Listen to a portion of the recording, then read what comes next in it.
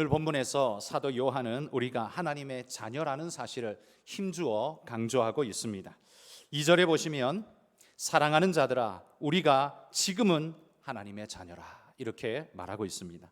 이게 무슨 말인가 하면 과거 우리는 죄의 유혹에 빠져서 죄에 속했고 거짓의 아비 마귀의 법에 따라 매여 살아가던 그런 존재였었는데 이제는 그리스도의 구속으로 마귀의 일을 버리고 주께 속한 자가 되었다, 하나님의 자녀가 되었다라는 사실을 강조하고 있는 말씀이죠.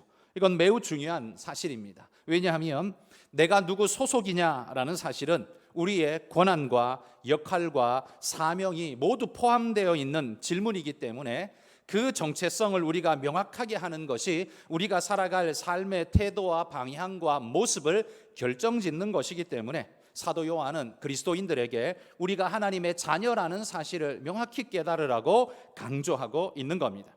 그러면서 사도 요한은 우리를 향해서 이렇게 감격스럽게 고백합니다. 1절입니다.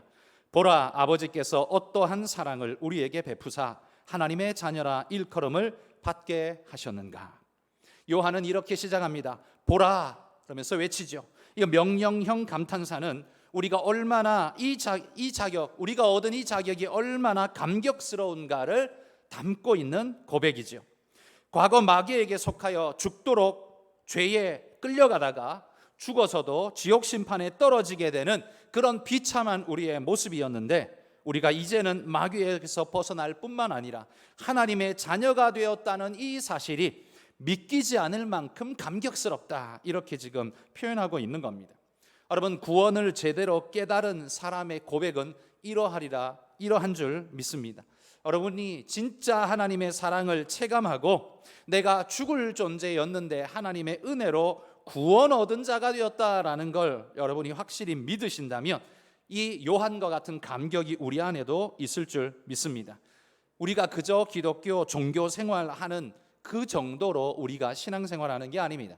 기독교의 종교 생활과 여러분 신앙생활은 현격하게 차이가 있습니다. 죄에 대한 자각이 없이는 신앙의 출발이 제대로 될 수가 없습니다. 자기 죄에 대한 고백과 자복이 없는 신앙은 제대로 된 출발을 했다고 말할 수가 없다는 말이죠. 구원 열차의 출발지는 언제나 회개와 자복역에서 출발한다는 사실을 기억하십시오. 만약에 여러분들이 다른 곳에서 탑승하셨다면 그 열차가 구원 열차가 아니라 혹시 관광 열차 아닌지 한번 돌아보십시오. 내 안에 주님이 나로 하여금 깨닫게 하시고 보게 하신 나의 죄성과 허물짐을 주님 앞에 다 회개하고 내어놓고 그런 나를 위해 주님이 십자가 지고 죽으셨다는 사실을 인식하게 될 때 우리의 신앙은 뜨거운 모습으로 변모되어질 것입니다. 그래서 사도 요한은 지금 감격하는 겁니다.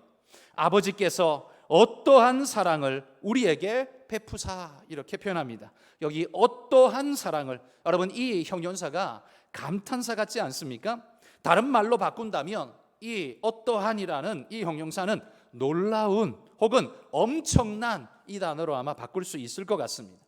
우리가 엄청난 사랑받았음을 자각하는 자의 고백이 요한의 입에서 터져나오고 있다는 겁니다. 그런데 그러한 감격을 세상은 알지 못하죠. 그들이 보기에는요, 우리가 사실 별것 아니지 않습니까? 높지도 않고 대단하지도 않고 뛰어나지도 않고 게다가 그냥 주일날 교회 가는 거 외에 나하고 별로 다를 바도 없어 보이는 그것이기 때문에 그들의 눈에는 우리가 별것 아닌 것처럼 보일지 모릅니다. 그러나 그들의 눈에 그렇게 비치고 있는 그 모습이 전부가 아니죠. 우리는 사실 별것 아니지만 그들이 보지 못하는 바, 우리가 믿고 우리에게 복 주시는 그 하나님을 보지 못하기 때문에 그들은 우리가 별것 아닌 것처럼 보이는 겁니다. 여러분, 우리도 우리 자신을 볼 때 그들의 눈으로 봐서는 안 됩니다.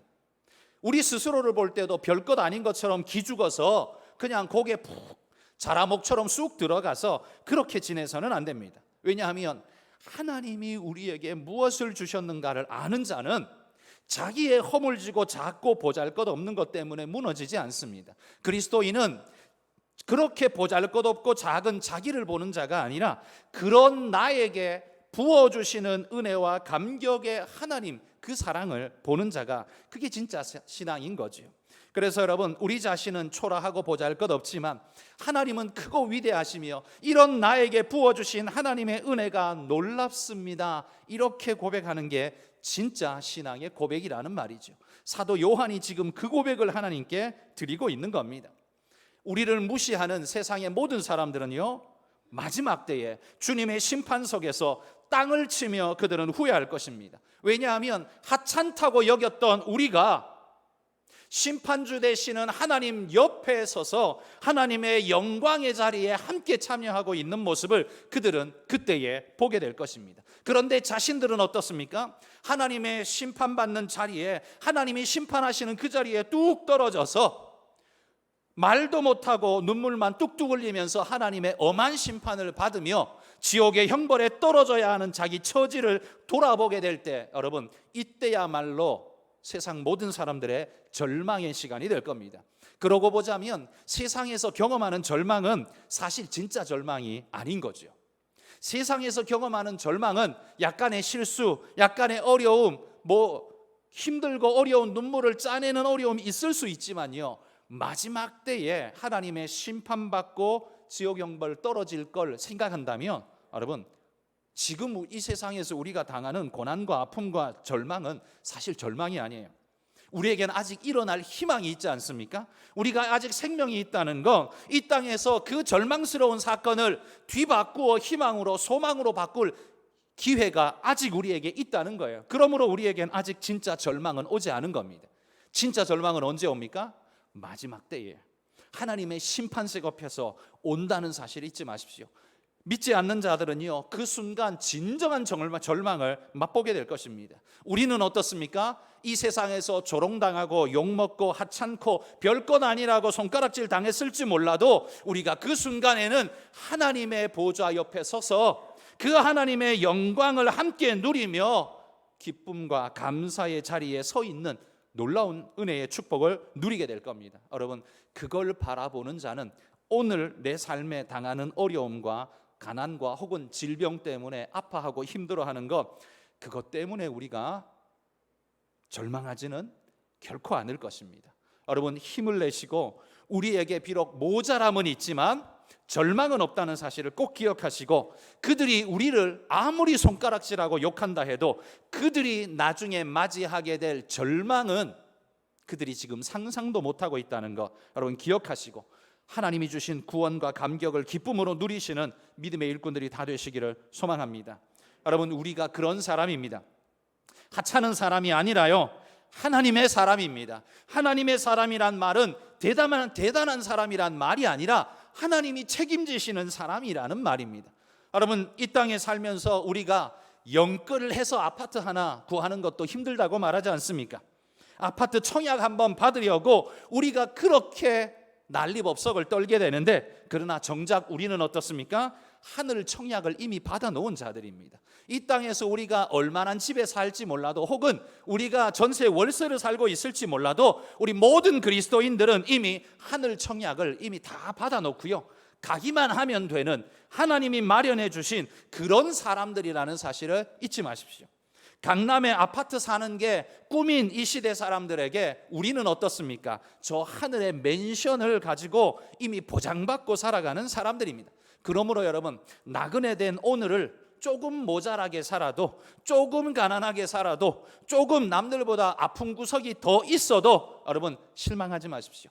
하나님이 완벽하게 채워주시는 은혜의 역사가 날 위해서 오늘도 여전히 기다리고 대기하고 있다는 사실, 그거 생각만 해도 여러분 가슴 떨리는 일 아닙니까? 기쁜 일 아닙니까? 그 소망 가지고 오늘의 어려움을 잘 이겨내시기를 주의 이름으로 축복합니다.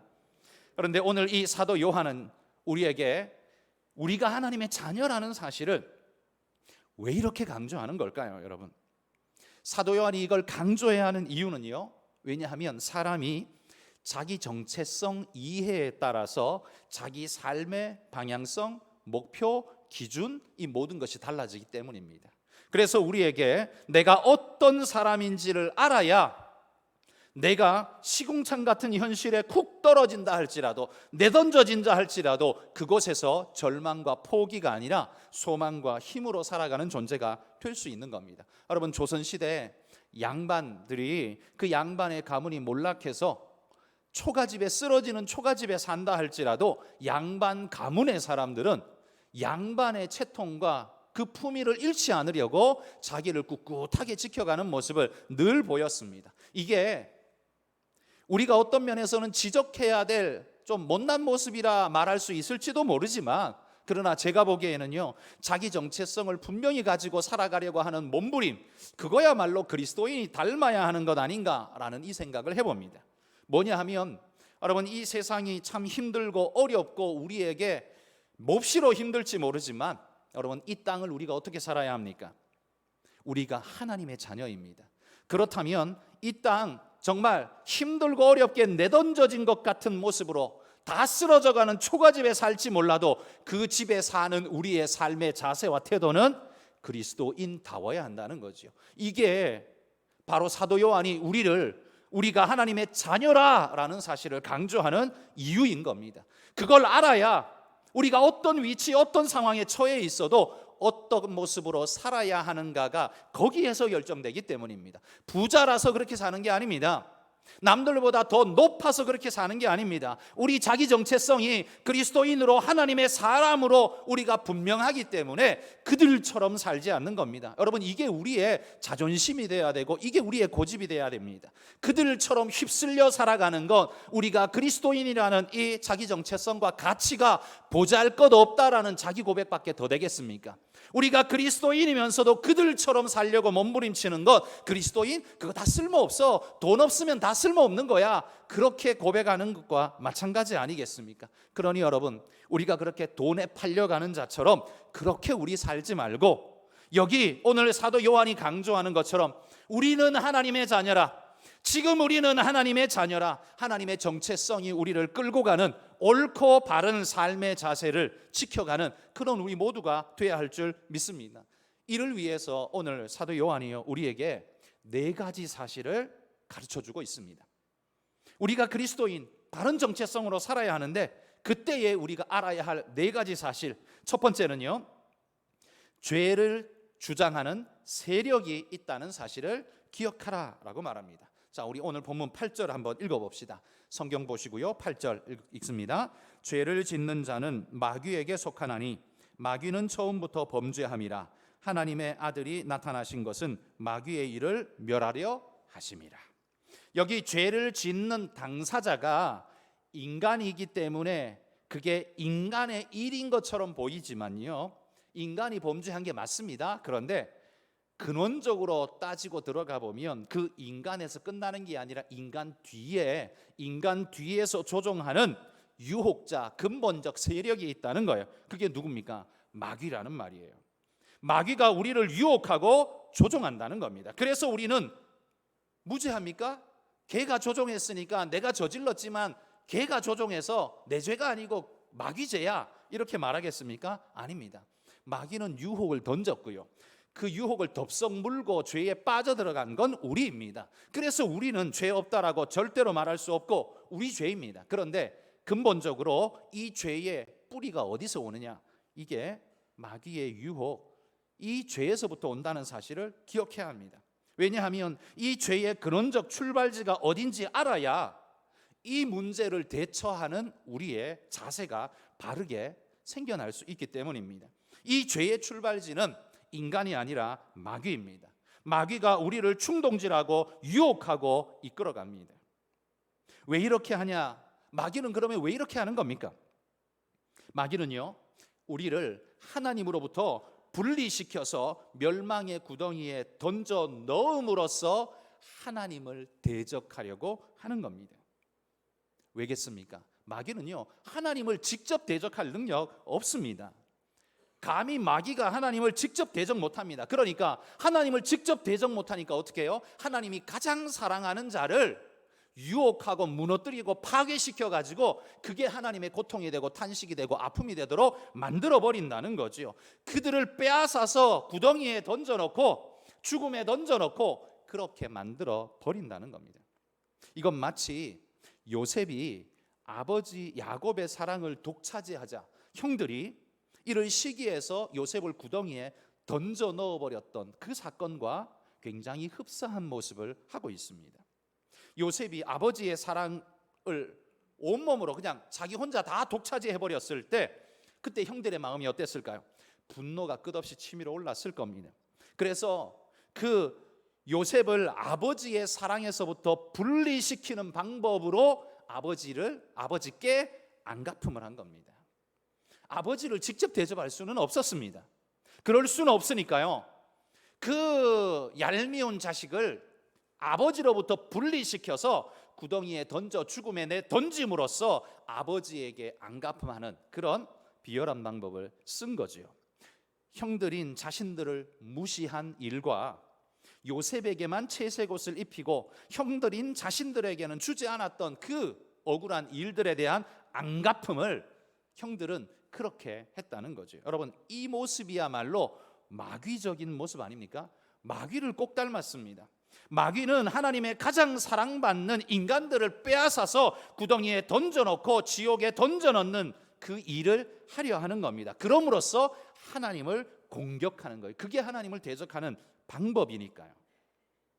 우리는 이 사실을 명확히 알아야 우리가 왜 마귀의 유혹에 넘어가서 그런 짓을 저지르면 안 되는지 답이 명확히 나오는 거지요. 왜냐하면 내가 도덕적인 사람이 되기 위해서 그 정도가 아니라요, 그 일은 하나님을 공격하고 하나님을 대적하는 일이 되기 때문에 거기에 내가 도구로 쓰인다? 절대 할 수 없는 일이라는 거지요. 이 사실을 명확히 깨닫는 사람은요, 이런 죄에 자기를 쉽게 팔아버리지 않는다는 겁니다. 이런 일들은 나에게 해롭고 무익한 일일 뿐만 아니라 하나님을 대적하는 일이 되기도 한다는 것을 그리스도인들은 명확하게 깨달아야 합니다. 그리스도인과 불신자의 차이는 교회 출석 유무가 아닙니다. 교회 출석하냐 안 하냐가 그리스도인이냐 아니냐를 나누는 게 아니에요. 그게 아니라 이런 영적 시각을 가지고 있느냐 없느냐, 이게 바로 그리스도인이냐 아니냐의 차이를 낳는 겁니다. 여러분이 이러한 자기 정체성이 있습니까? 그 정체성에서 기인한 여러분의 삶의 방향성과 목표가 분명히 있습니까? 그리고 그 기준이 있어서 판단력이 분명히 서 있으십니까? 그렇다면 여러분은 진짜 그리스도인입니다. 그리스도인의 구분선은 교회에 발을 들여 놓냐 마냐가 아니라 이런 영적 시각, 개념을 가지고 있느냐가 중요한 기준선이 된다는 사실. 그러므로 여러분, 이 요한이 알려주는 첫 번째 사실, 사탄은 죄를 주장하는 세력, 사탄이 있다는 사실을 기억하고 대하라라는 것, 대적하라라는 겁니다.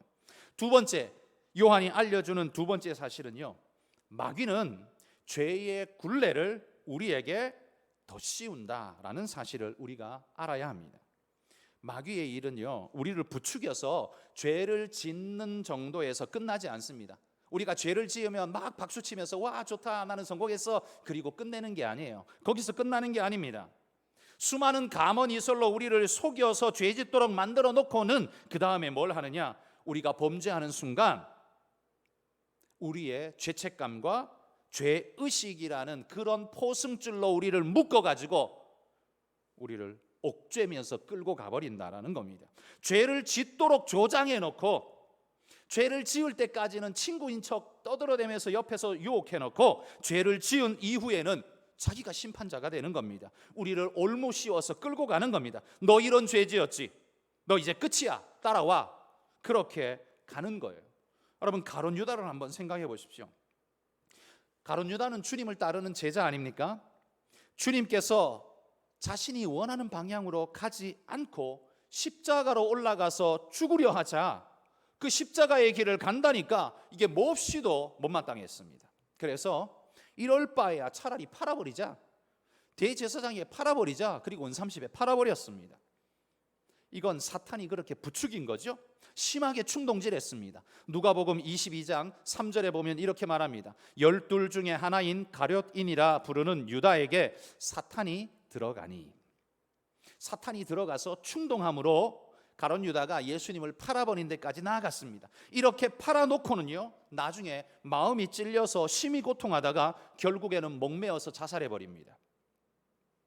이 자살한 사실을 놓고 보자면 자기 죄에 대한 회개, 뉘우침 아닌가? 우리는 이렇게 생각하기 쉽습니다만 여러분, 죽음으로 자기 죄를 갚으라고 성경이 언제 말하던가요? 자살로 우리 죄를 갚으라고 하나님이 언제 그렇게 말씀하시던가요?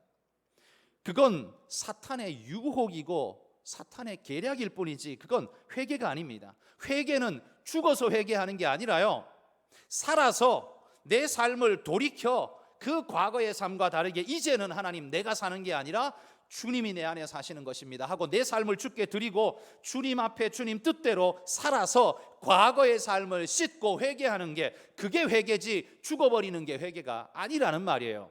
그가 죽었기 때문에 자기 죄를 씻고 회개받았다? 아니에요. 그건 사탄에게 2번 속은 겁니다. 죽으라고 충동질을 누가 했어요? 사탄이 했기 때문이에요. 하나님이 한 게 아니에요. 사탄이 한 거예요. 그러니 그건 결단코 좋은 게 아닙니다. 그리스도인은 죽음으로 자기 죄를 씻으려고 하는 거 결단코 옳거나 좋은 일이 될 수가 없는 겁니다. 여러분, 베드로나 가룟 유다나 도찐 개찐 아닙니까? 베드로도 예수님 정면으로 부인했고 가룟 유다는 그 예수님을 팔아먹었고 그거나 그런데 여러분, 베드로하고 가룟 유다의 가는 길이 완전히 달라졌죠. 베드로야말로 회개했고요, 가룟 유다는 그냥 자살한 거예요. 그것 또한 사탄의 충동에 넘어가서 2번 무너진 거예요. 가룟 유다는요, 사탄의 유혹에 2번 모두 완벽하게 무너졌습니다. 성령은 가룟 유다에게 뭐라고 말했을까요? 성령님은 아마 이렇게 말했을 겁니다. 죽는 게 넌 답으로 보여? 아니야, 그거 아니야. 하나님이 원하는 건 그게 아니야.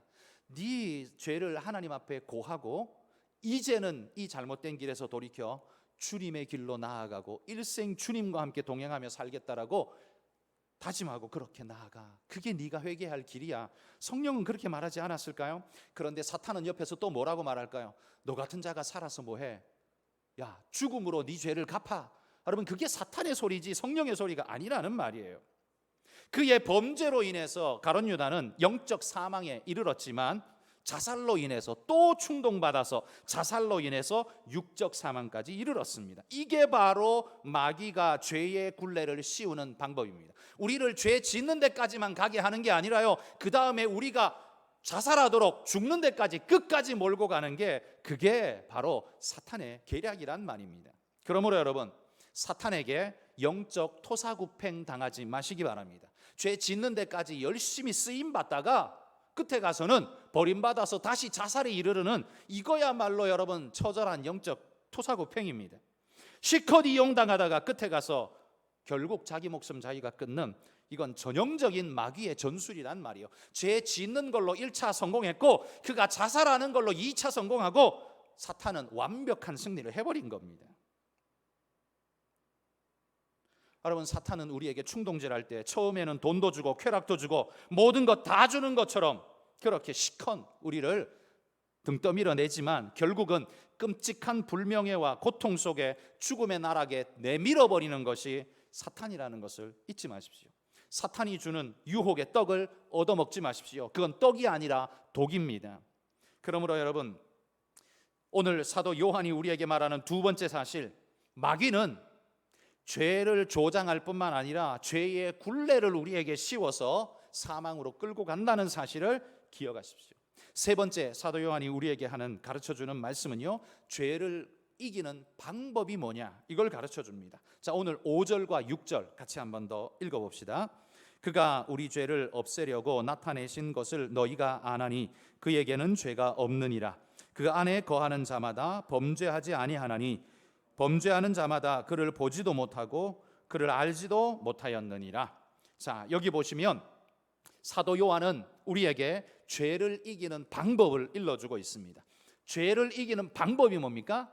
그의 안에 거하라 라고 말합니다. 여기서 그가 누구예요? 예수님을 말하는 거죠. 주님 안에 거하라는 겁니다. 주님도 요한복음 15장에 보면 우리에게 이렇게 말씀하셨어요. 내 안에 거하라. 나도 너희 안에 거하리라. 이렇게 말씀하셨어요. 그러니까 그 말씀 그대로 우리가 주님 안에 거하면 범죄하지 아니한다라고 6절에, 오늘 본문 6절에 사도 요한이 말하고 있습니다. 이건 여러분, 죄를 전혀 짓지 않는다라는 말은 아닙니다. 우리가 죄를 전혀 안 짓는 자가 된다, 예수 믿으면 죄를 전혀 안 짓는 자가 된다, 이런 말이 아닙니다. 그게 아니라 주님이 내 안에 충만히 거하실 때 우리는 죄를 멀리하고 죄가 죄인 줄 알고 그것은 아니라는 사실을 명확히 깨닫고 밀어내는 일들이 일어나죠. 그래서 여러분, 우리가 예수 안에 있을 때, 주님 안에 있을 때, 우리 주 안에 있을 때 우리는 죄를 멀리하고 죄에서 돌아서는 역사가 일어난다는 거예요. 그래서 여러분, 성경은 우리에게 성령 충만을 항상 권하지 않습니까? 왜요? 성령 충만 받으라. 뭐 하면 성령 충만입니까? 어떻게 하면 성령 충만입니까? 방언하면 성령 충만인 겁니까? 그게 아니라요, 하나님의 말씀이 내 안에 가득하고 그 말씀이 나를 주장하실 때, 여러분, 이건 성령 충만인 겁니다. 하나님이 내 안에 가득하고 그 말씀 안에 내가 거할 때, 여러분, 그게 바로 성령 충만이에요. 그렇게 되면 죄를 멀리하고 범죄치 않는 자가 된다는 말씀을 지금 하는 거예요. 한국인으로 산다. 여러분, 이 말의 의미가 무엇일 것 같습니까? 한국인으로 산다는 건 어떤 의미일까요? 한국 땅에 산다, 이건 아니죠. 왜냐하면 제외 한국인도 있으니까요. 한국인으로 산다는 건 한국의 법에 순종하고 산다는 것이고, 한국인의 의식을 가지고 산다는 것일 것이며, 한국인의 의무를 다하면서 살아간다는 이 이야기일 것입니다. 한국인으로 산다는 것. 그렇다면 하나님의 자녀로 산다는 건 뭘까요? 그의 안에 거한다는 건 뭘까요? 그건 바로 하나님의 말씀의 법으로 살고, 우리가 그리스도인이라는 자기 인식을 가지고 명확하게 살고, 뿐만 아니라 그리스도인의 책임을 다하면서, 하나님의 명령을 따라 책임을 다하면서 산다는 것, 그게 바로 하나님의 자녀로 산다는 것, 그의 안에 산다는 말씀인 겁니다. 그래서 여러분, 9절에 한번 보십시오. 9절에 이렇게 말해요. 하나님께로부터 난 자마다 죄를 짓지 아니하나니. 왜요? 하나님의 법으로 살기 때문입니다. 그 다음에요, 하나님의 씨가 그 속에 거하며. 하나님의 씨는 뭘까요? 이건 생명일 수도 있고요, 하나님의 말씀이기도 합니다. 그것이 내 안에 있는 거예요. 그래서 내가 하나님의 말씀과 하나님이 내 안에 거하신다는 사실을 인식하고 자각하며 살아가는 것, 그게 바로 그리스도인의 정체성으로 사는 거죠. 두 번째입니다. 11절에 보면, 11절에는 우리는 서로 사랑할지니, 이렇게 말합니다. 이건 그리스도인의 책임을 말하는 겁니다. 우리는 서로 사랑할지니.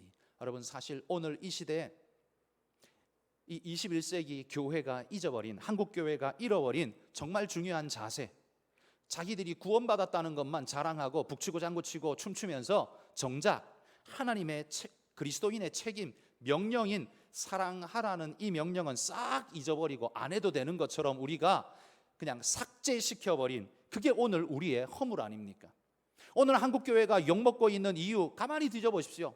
뭐 이런 죄를 짓고 저런 죄를 짓고, 맞습니다. 그 때문에 욕먹기 해요. 근데 그건 하나의 어떤 분파적인 어떤 일일 뿐이고요, 근본적으로 놓고 보면 교회가 사랑이라는 특징을 잃어버리고 정작 해야 할 그리스도인의 사명인 사랑이라는 걸 잃어버리고 그냥 자기 중심으로 산 거예요. 구원받은 자기 중심, 그냥 예수 믿는다고 자기 좋아하는 자기 중심, 자기 교회 중심, 자기 중심, 그냥 그렇게만 살아버린 거죠.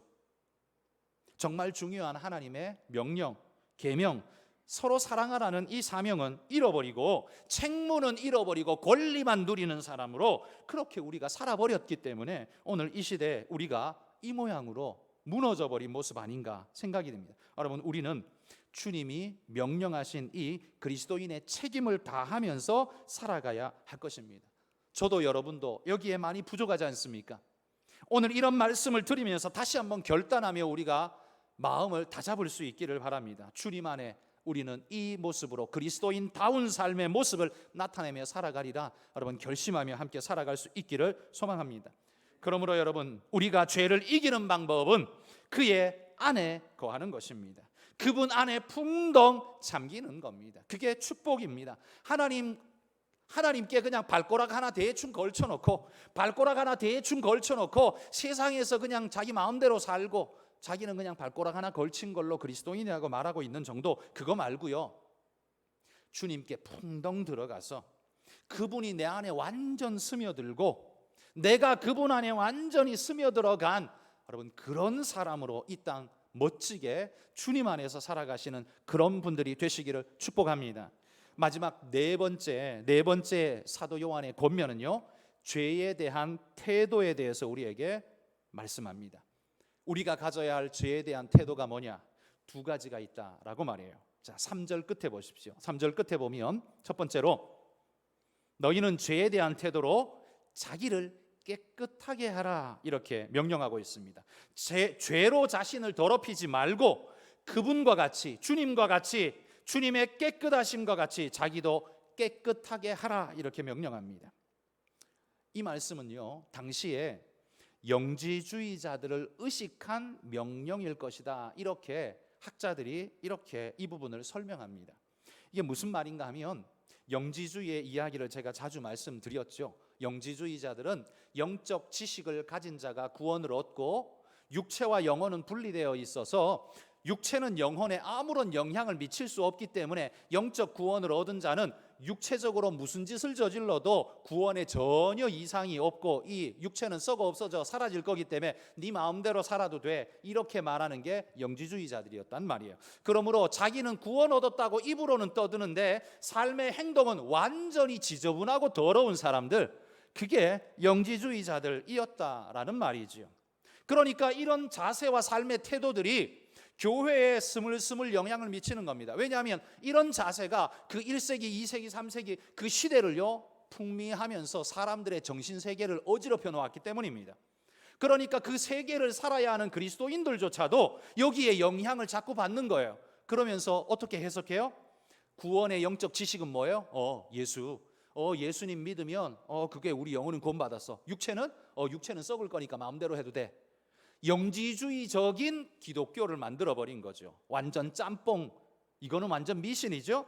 이렇게 살아가니까 사도 요한이 볼 때 이건 아니야, 이건 절대 아니야, 그러면서 지금 이 말씀을 하고 있는 겁니다. 자기 자신을 깨끗게 하라. 왜요? 여러분, 그리스도인은 영혼과 육체가 분리되어 있다 이렇게 하지 않아요. 성경은 옛날에는 3분설 이렇게 하죠. 2분설. 그래서 3분설은 영, 혼, 육으로 인간이 나뉜다 하고 2분설은 영혼과 육체로 나뉜다고 하고 이렇게 말하죠. 그러나 가장 성경적인 이해, 우리는 인간은 영혼과 육체가 있지만 이것이 유기적으로 하나 되어진 유기적 존재라고 그렇게 이해하는 게 옳습니다. 분리를 시키지 않는 거죠. 분리는 누가 할 수 있어요? 하나님만 할 수 있지 우리가 할 수 있는 게 절대 아니에요. 그러면 우리는 영혼으로는 뭘 하고 육체로는 다른 걸 할 수 있어요? 그 능력 되십니까? 그거 아니에요. 그 한 덩어리이기 때문에, 하나로 움직이기 때문에 우리는 영혼과 육체를 분리시킬 수 없어요. 그렇기 때문에 우리의 행동은 우리의 영혼의 투영이 되어야 하고, 우리의 영혼은 육체를 끌고 가는 가이드가 돼야 합니다. 하나가 돼야 한다는 거죠. 그런데 육체와 영혼을 분리시키는 이런 이단자들의 사설에 속아가지고 교인들이 이 잘못된 이론에 빠져서 엉뚱한 데서 허덕거리고 있으니까 사도 요한이 이걸 지적하는 겁니다. 자기를 깨끗이 하라. 주님이 자기 자신을 깨끗게 했던 것처럼 너희도 너희 자신을 깨끗게 하라. 잘못된 인식에 빠지지 말고 거짓된 세상의 이론에 빠지지 말고 그리스도인 너희의 삶을 하나님 앞에서 온전케 하라라고 사도 요한이 강조하는 겁니다. 죄에 대한 우리의 태도는요, 육체는 아무렇게나 해도 돼? 아닙니다. 절대로 아닙니다. 내가 구원받았으니까 구원받은 이후에 짓는 모든 죄도 주님이 다 용서했으니까 내 맘대로 살아도 돼? 절대로 아닙니다. 이단자들이 하는 소리입니다. 하나님 말씀대로 자기를 깨끗게 하십시오. 그게 그리스도인의 삶의 자세입니다. 두 번째, 죄에 대한 태도 두 번째는요, 12절에 보십시오. 이렇게 명령해요. 가인같이 하지 말라. 이렇게 명령합니다. 가인이 어떻게 했는데요? 가인은 이렇게 했습니다. 악한 자에게 속하여 그 아우를 죽였으니, 이렇게 말합니다. 그 아우를 죽인 게 가인의 죄죠? 그런데 여러분, 가인의 죄는 아우를 죽이기 전에 먼저 무언가 죄가 있었어요. 여기 본문의 말씀에 하잖아요. 아우를 죽이기 전에 먼저 그가 무슨 죄를 지었냐? 죽인 건 두 번째 죄고요. 첫 번째 죄가 있는데 그게 뭐냐면 악한 자에게 속한 거예요. 악한 자에게 자기 자신을 팔아버린 거예요. 그렇게 자신을 내어 줘버렸더니만 나타나는 결과가 뭐예요? 살인이에요. 자연스러운 결과입니다. 어떻게 보면 당연하다는 말이 아니라, 이거 옳다는 말이 아니라 거기에다가 악한 자에게 내어주면, 악한 자가 누군데요? 사탄이고요. 그 사탄의 메인자들입니다. 그들에게 나 자신을 내어 맡겨버리면, 내 소속, 내 정신, 내 가치를 거기에다가 맡겨버리면 내가 만들어낼 내 삶의 태도와 자세는 살인과 도둑질과 강도와 간간과 폭력과 그런 것들이 나올 수밖에 없어요. 왜? 왜냐하면 내 소속이 악한 자에게 속해버렸기 때문에 사로잡혀서 그렇게 끌려가는 존재가 되어버리기 때문입니다. 주님도 우리에게 이렇게 명령하셨어요. 여자를 보고 음욕을 품는 자마다 벌써 음행하였다. 우리는 그 사람 머릿속에 뭐가 있는지 모르기 때문에 죄를 저지르기 전까지는 무죄라고 말합니다. 그런데 하나님은 판단 기준을 저지르는 죄로 보는 게 아니라 그 이전에 그가 어디에 속했나, 그리고 그가 어떤 마음에 자기 자신을 팔아버렸나, 거기서부터 보신다는 말이에요. 예수님이 말하지 않습니까? 여자를 보고 음욕을 품는 자마다 벌써 음행했느니라. 행위적 죄보다 앞선 그 마음의 죄를 하나님은 먼저 지적하고 계신다는 겁니다. 세상에서는 그 마음의 죄를 판단할 방법이 없기 때문에 아무도 말 안 해요.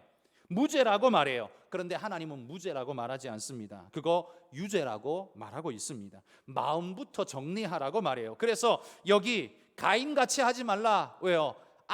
자기 아우를 죽이는 것, 그건 두 번째고요. 첫 번째, 악한 자에게 속해버리면 아우를 죽이는 일은 자동으로 그 다음에 나오게 되는 것입니다.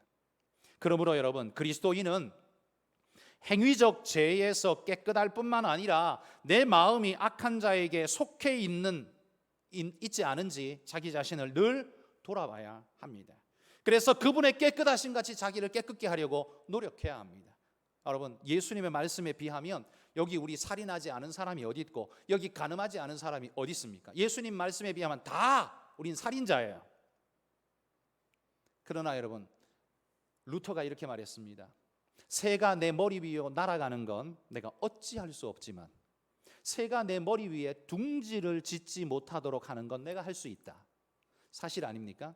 새가 내 머리 위로 훅 하고 날아가는 거 어쩔 수 없어요. 이게 무슨 말이냐면 내 머릿속에 그런 음흉한 생각 혹은 분노의 생각, 나쁜 생각, 막 살인하고 싶은 생각, 여러분 그 생각이 훅 하고 지나가는 거, 그건 어쩔 수 없어요. 생길 수 있어요. 왜? 죄성을 가진 인간이기 때문에요. 그러나 그 생각이 내 안에 머물도록 만드는 건, 그건 내가 막을 수 있다는 거예요. 그 생각에 꾸준히 그 생각이 나를 지배하도록 내가 거기에 속해버리면 그게 나를 지배한다는 말이에요. 그건 내 죄가 된다는 말입니다. 내게 스쳐 지나가는 거, 그건 어쩔 수 없습니다.